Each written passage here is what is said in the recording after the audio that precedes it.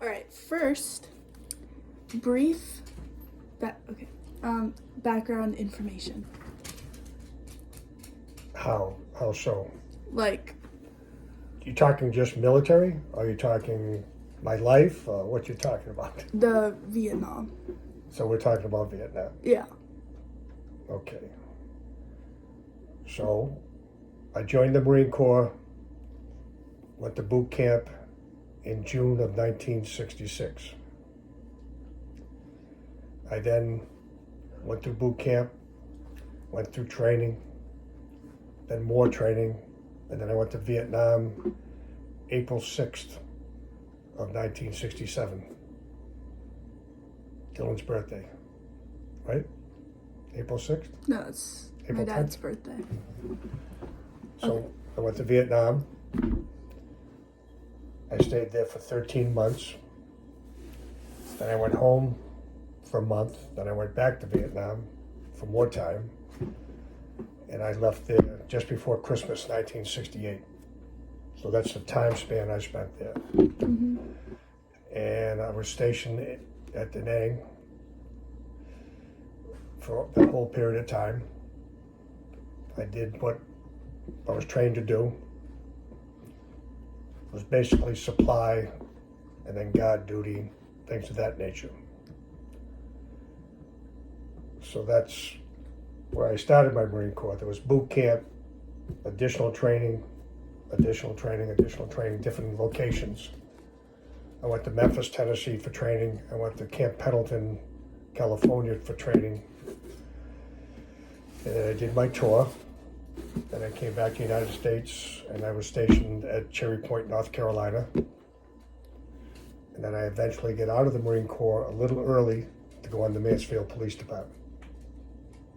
So that's what's happening. Yeah. So what more do you want to know? That's going in the Marine Corps, Mm-hmm. my training, my time in Vietnam. While I was in Vietnam, I was there during the Tet Offensive, which was probably the worst time you could be in Vietnam. It's when the NVA came down from North Vietnam, Cambodia. They came from all over, converged in all the big bases, and there was rockets and mortars. And during one of the attacks, it was one of the biggest ones I went through, they hit the bomb dump where all the bombs were for the aircraft and the artillery and everything, and it exploded. And I didn't even know the bomb dump was there. And I was thrown back into a bunker. I think I was knocked out momentarily. And then I got a small wound in the back from all the metal falling. So that was my big thing when I got blown up. Got a concussion, got a slight wound, but I never went to sick bay because Marines are tough and they don't go. So that's basically what I did, but you can ask me specifics if you want. Okay, so I said, what is a memory from like your time there that you look back on frequently? In Vietnam? Yeah. There was good and bad, but obviously when I was there in 1967 and 68, it was the worst time in Vietnam. There was a lot going on. They just increased the number of servicemen going to Vietnam from a small amount to a huge amount. And then the NVA and also Chinese. Chinese were fighting with the NVA and what do you call it? VC, the Viet Cong. The Viet Cong were the South Vietnamese people that favored North Vietnam. So they might have been your neighbor 1 minute, but they didn't want to be, they wanted to be with the North Vietnamese and not the South Vietnamese. So that was a big problem because you didn't know who was who all the time. And the North Vietnam and the Viet Cong lived underground a lot. They had hospitals, they had everything underground. So when the B-52s came in and bombed, they'd go down in the tunnels, all the bombs would explode, and then after all the explosions, they would come out of the ground, which was really weird. And you had to be there to really get a feel for it. But it was just, for me, it was basically all those attacks on the airfield at Da Nang. And then I went down to Chu Lai. I was going to fly in a helicopter and shoot the M60. And my buddy's father, who was a sergeant major of that Army outfit, went home and didn't tell him. So we couldn't pull strings to do it. But that was it. I have a lot of pictures and stuff. But so basically that's it. Boot camp and all your training to go to Vietnam and do a specific job. And then you got there, you did your job, you did guard duty, you went out on the perimeter, and you survived the attacks. A lot of people didn't survive, but a lot of people did. Luckily, I was one of them. Yeah. What were like the conditions, like the living conditions? Living conditions weren't awful. It was hot. Yeah. It was really hot. When I first got there was no paved roads. It was all dirt. We had like a wooden building up on stilts with a tin roof. And during the monsoon season, it would rain like sideways. It wouldn't come down like this. It would just come. It was terrible. And everything would flood. All your clothing was soaked. You were soaked. But living conditions weren't as bad as like my two brothers. They lived out in trenches, and I was lucky in some respect. But my brother Butch was an infantryman, then he was a sniper, and then he was an Army helicopter pilot. So he did everything. Yeah. And my Uncle George was there, and my cousin Paul, and the guy went in the Marine Corps, he was there. But living conditions for where we were weren't that bad, except for the extreme heat and the rain. And everyone got rashes and got sick, malaria, all that kind of stuff. But again, I was lucky. I didn't get it. Yeah. So do you still keep in touch with the people you met A lot. Yeah. I try to stay in touch with them, but a lot of them obviously have passed away. I've searched for some, but I make an effort to call the ones I have made contact with, and then I try to find other ones. Was it difficult readjusting to society after, just life back at home? Well, not so much the first time I came back, but the second time, I get off the plane in Boston, and I try to get a taxi to go to South Station, the train station. And 4 or 5 taxis, nobody would give me a ride because they were against the military, baby killers and all that stuff. So I eventually got a ride to the train station and eventually got home. But I walked home in a blizzard all the way from, where Foxborough 95 is in Foxborough, the little Foxborough place to eat there.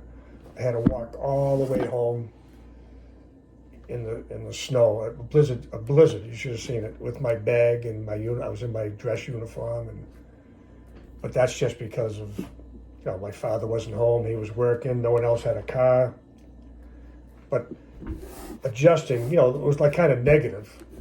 You come back, everyone's looking at you, talking, about you, and then I couldn't get a ride. But when I actually got home, I didn't experience that with my friends or my family, obviously, because we're all military. So I didn't have a big issue with it myself. And I don't think in a small town you had that much of it. If you were in a big city, you'd probably see it more where people protest and stuff. Yeah. But Mansfield was like a very small town at the time. But then again, I adjust well. I deal with you and Dylan. Yeah.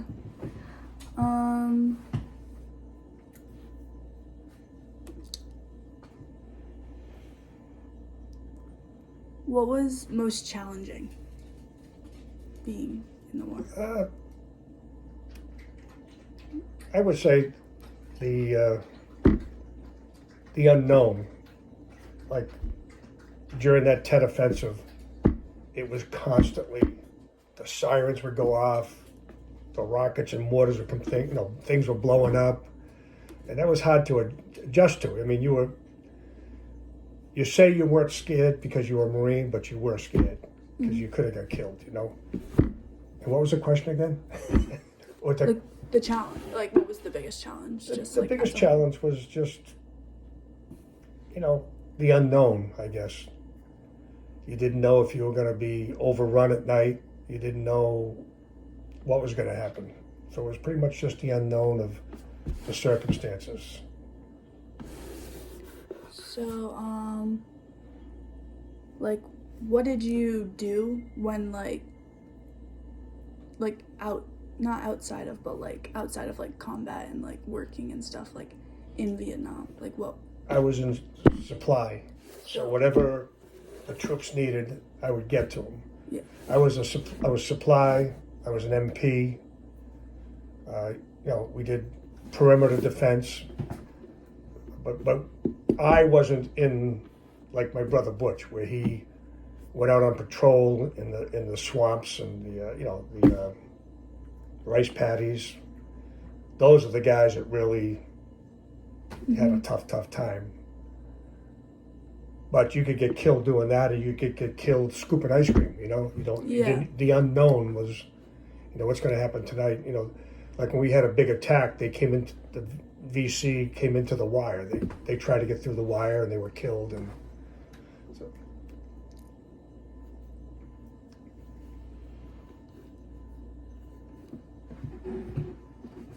I think that actually might be what I have.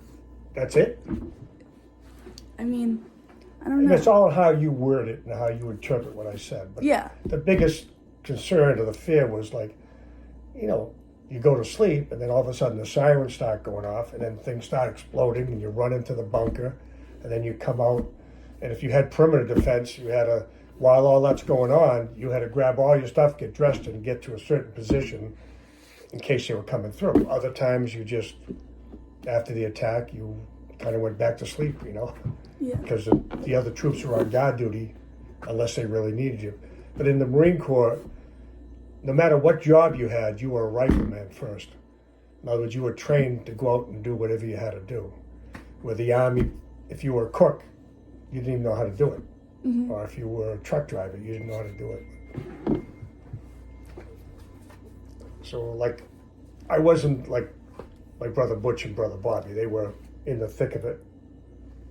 Yeah. Or my sisters. My sister's been with me for a week, and your cousin.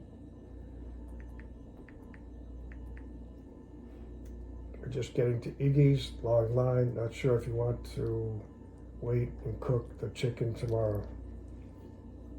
Put it in the fridge. And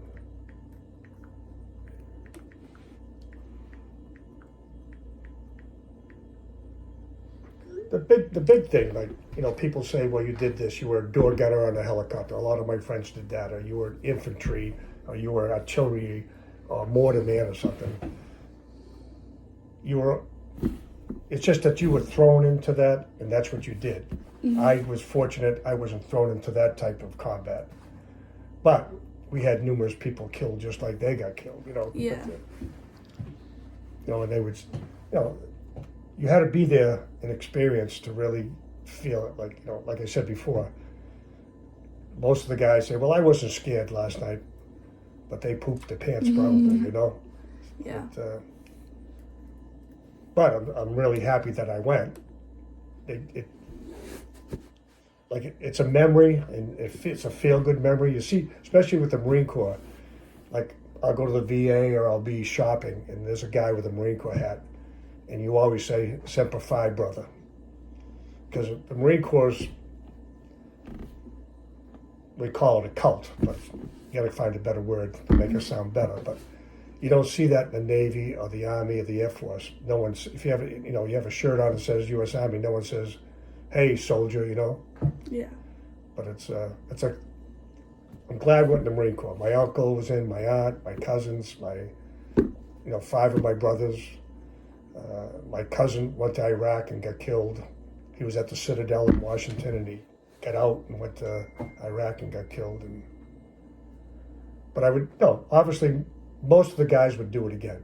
Yeah. But some of them had very traumatic experiences, and they're still living with it. like every night they have dreams. I mean, I have dreams.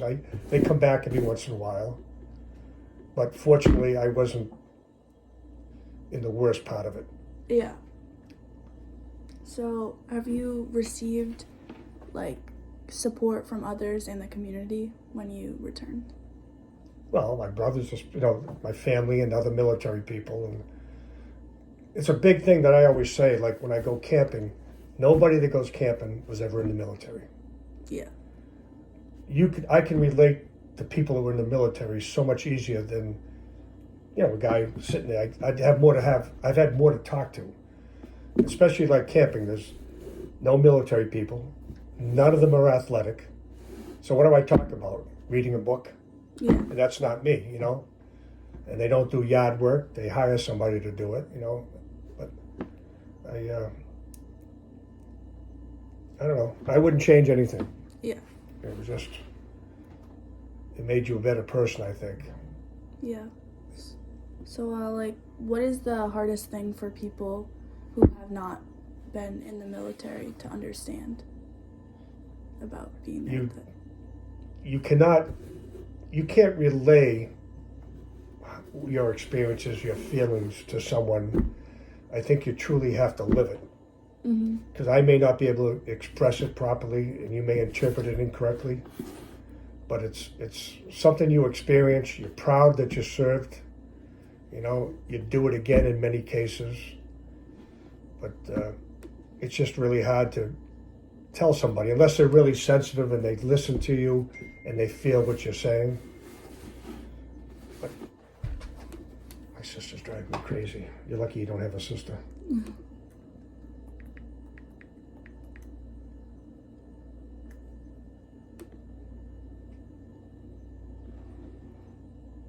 Okay. So, how old were you at the time? I went in April of '67. I was born in '47. I think I was 19. Until how old? I was there almost 2 years, so Yes, 21. So, what were some things that happened during the time that you were there that, you had to experience? Well, the frequent attacks that we had. In America, too, things that were going on in America that you just, weren't there for, and how did you, react to that? You mean being absent from what's going on? Yeah. You mean the protest and all that? Yeah. I would see that. I would read it and everything, and I'm being young, you don't know everything that's going on and why it's going on, and your first impression is, all these hippies and the protesters and everything. But then in the end, when you came back and then time passed, I look at the war and my thoughts are, what the hell were we doing there? Yeah. And it's like every war, really, if you look at it, it's all, in my opinion, you don't have to write this, but it's all about people making money. I own a great big ammunition company. I want to go to war because I'm going to sell more ammunition, more guns. And a lot of times it's for natural resources. Say they had a lot of platinum and we needed it to develop stuff. If you look at how the world is now, you'll see that. They fight here, they fight there because they want to get the natural resources. And the big shots, the politicians and the rich people want to get richer. So I look back on Vietnam now why were we there? Why did all these people die? People I know, and why did that happen?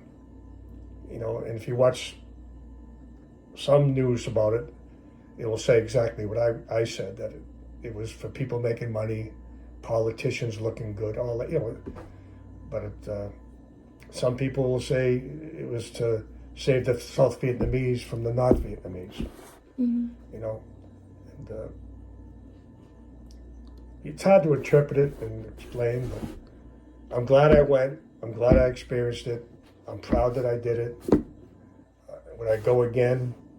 I'd probably go if I was younger, but now you would have more knowledge of why you were there, and all that type of stuff. I definitely wouldn't want to be in the service today because they know where you are at all times. Like, we didn't know where the NVA were. We didn't know where the Chinese were. We didn't know where the Viet Cong were. Now you can see them on your phone. Oh, there they are, right there. You know? Yeah. So everything's changed. So why did you want to be in the Marines? Well, because of my uncle, my aunt, my older brother, my older two brothers, and then myself, and then three more went in. It was just, for me, it's like I'm getting ready to graduate from, well, I actually joined I joined in 65, but there's a long story there, but I had no idea what I was going to do. I mean, I was from a poor family. My education wasn't what it could have been because I just wasn't smart. I was smart, but I never used it, you know, because I went on to college and all that stuff. But I don't know. Would you ask me what just ask me what? Like, why? Did you? Well, what was, like, your I motivation? thought that it was a good thing and I was going to help the South Vietnamese people. And then you look back at movies from Korea and World War II and World War One, and you kind of want to be part of that. You want to be part of helping people and all that. Yeah. But then that was my thoughts, you know. But then later on, when I got back and time passed, I'm going, you know, like I said, what were we doing there? Why did we do that? And it's pretty much, that's going to come again. I mean, right now, North Korea, South Korea, China, you know, all that's going on now. Something's going to break sooner or later. Mm-hmm. And it's going to be ugly. All right. I feel like I got the You information. you can elaborate on it. And it's hard to Yeah. explain it because, like, if you're running a race and then you talk to someone about it, you really can't explain what it felt like. Like, Yeah. you almost caught the person. Mm-hmm. Unless you actually go do it, you don't get a feel for it. Yeah. My sister can drive me crazy if it's her. It is.